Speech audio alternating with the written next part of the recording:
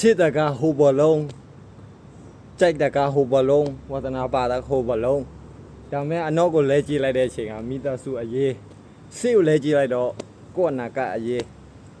ဘယ်ဟာရွေးချယ်မှာတော့မသိပြန်စဉ်းစားကြည့်ရင်ဘဝတော်တော်လေးခက်ခဲပါလားလို့တွေးမိတယ်ဗျ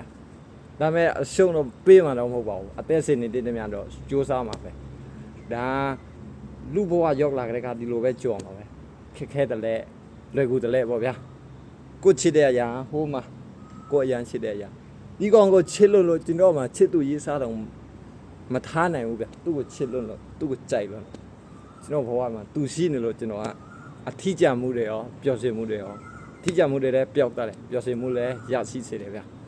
ကျွန်တော်ဝမ်းနေမှုတွေကတိတ်မရှိပါဘာဖြစ်လို့လဲသူရှိနေလို့သူကကျွန်တော်ကဲတင်ပြနေလို့ဒါကျွန်တော်ဘလုံးချရခြင်းအကျိုးတွေပေါ့ဗျဒါကျွန်တော်လိုဝါဒနာသူရှိနေတော့ကောင်းပါသူ့ဒါပုံအပ်ပလိုက်ဒါဘဝတော်တော်လေးလွယ်ကူတယ်ဗျ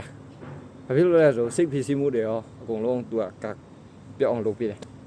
သူအလုံးလေးစကားလည်းမပြောတာဘူးသူကဒီတိုင်းပဲဟိုပြေးဒီပေးလိုက်ရုံပဲဒါပေမဲ့ကျွန်တော်တို့အတွေ့တော့ကွာ